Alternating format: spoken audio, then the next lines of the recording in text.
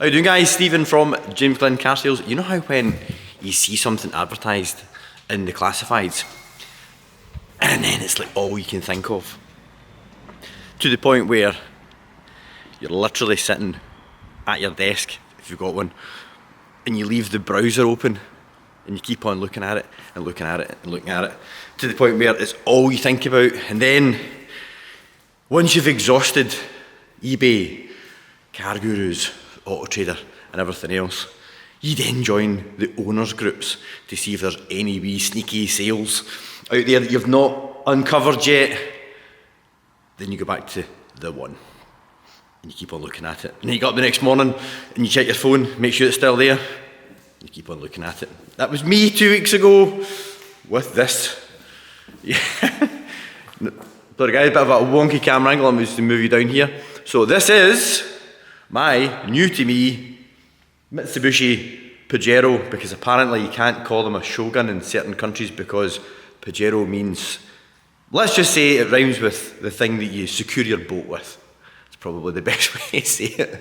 So this is my 1997 Pajero, short wheelbase, GDI 3.5 litre. Now I was slightly worried about buying the GDI because, as you do when you, so I'm just moving the camera a wee bit here, when you are thinking about buying a new car for yourself, you obviously type in the car followed by problems into either Google, YouTube. And the thing is, right, see when someone's had a great experience with a car, they don't go on and say, hey guys, I've had this Shogun for 10 years and it's gave me no problems, said no one ever. It's always the first thing that someone does when they've got an issue with a car is they go on and they research it and they share and they tell everybody about all the problems that they've had, because that's probably more interesting reading than I've had a car for 10 years and it's never broke.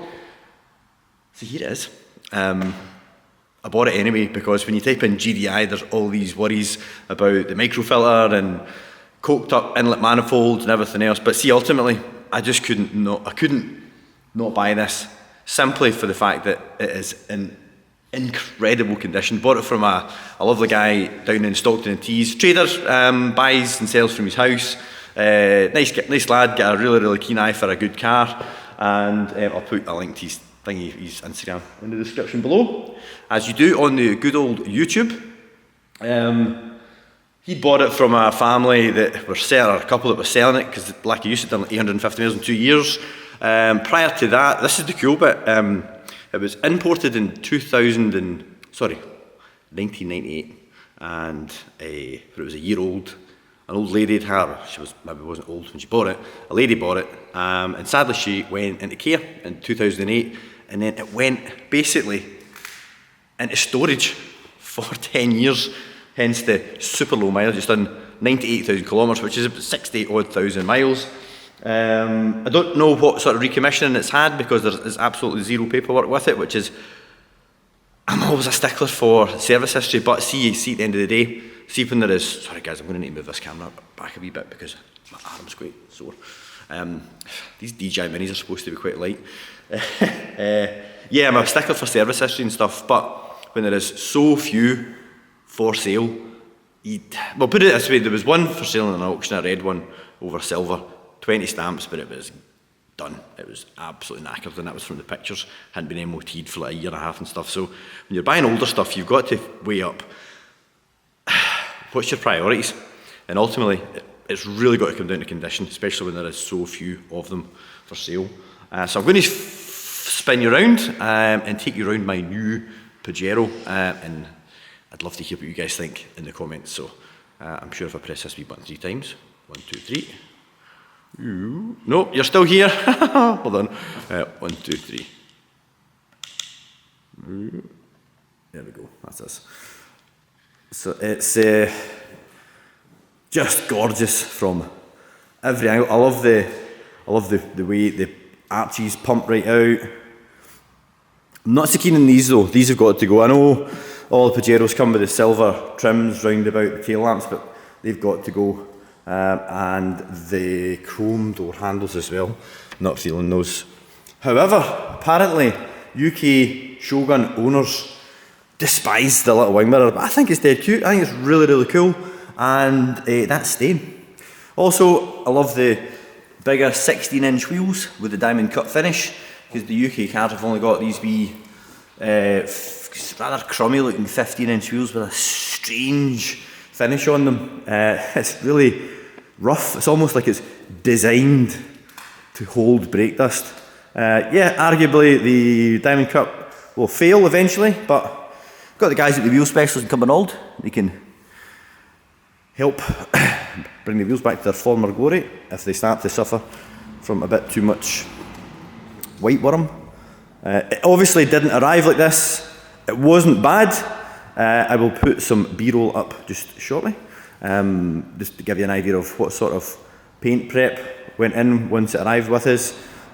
Lee was on it for about day and a half, and then we finished up with a nice ceramic coating, which means that it will stay like this, providing it's washed carefully with the old buckets, 2 buckets. As long as it's washed carefully, we should see this paint finish last for a good while yet.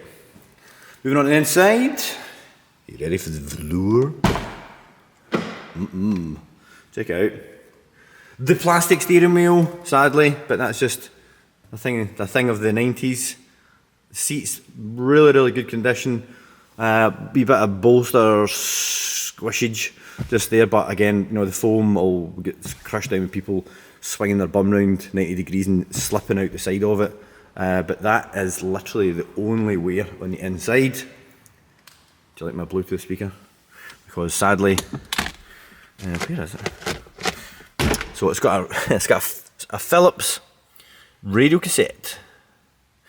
The cassette doesn't work, so I bought one of those little plug-in cassettes so that I could then Bluetooth my music to the stereo, but it doesn't work. But you can't go wrong with the old Boom 3. Does the job. Aircon works, and because it's an import, it's got climate rather than turning knobs. Oh yeah, that's the other thing, right? Plastic. No, the other side, velour. So I'm going to guess that both doors should have been like that, and this has come off at some point. But we still have the chrome. We still have the chrome. Old cars and character. But I think overall, I can live with a couple of little imperfections. Even the carpet. Look at the condition of the carpet. Excuse my rubbish in the back here, guys. These seats fold away as well. Nice big meaty armrest with the cup holders. So we've got lots of comfort in the rear. Speaking of the rear, have you ever seen a Jeep with a factory spoiler that cool? Look, you see you've got end caps. That's absolutely mega. Funnily enough, the 5-door, the long wheelbase didn't have that spoiler on it. It's only the short wheelbase, which makes it look even cooler. Spare wheel cover, I'm going to get, I love the body coloured hard spare wheel covers. I'm going to get one of them. You see them advertised for like 50, 60 quid, and then I'll need to paint it.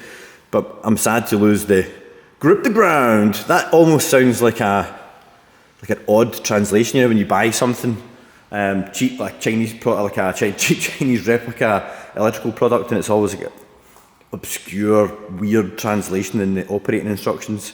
We've also got the wee Tokyo, Mitsubishi, and all the bright work and everything. It's so clean. It is so clean. Got a wee peek in the driver's side.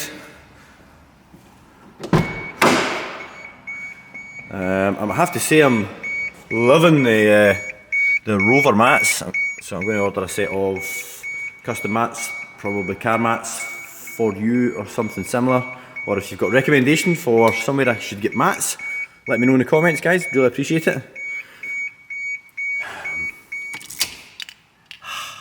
Good old Jap stuff. It beeps when you're in it. It beeps when you're out it. Only got one key, unfortunately.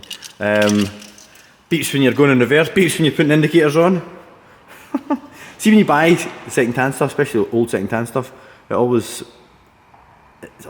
not focusing it. There we go. I always find it interesting what sort of key ring you get with it. So we've got a wee, what looks like a wee handmade Spitfire.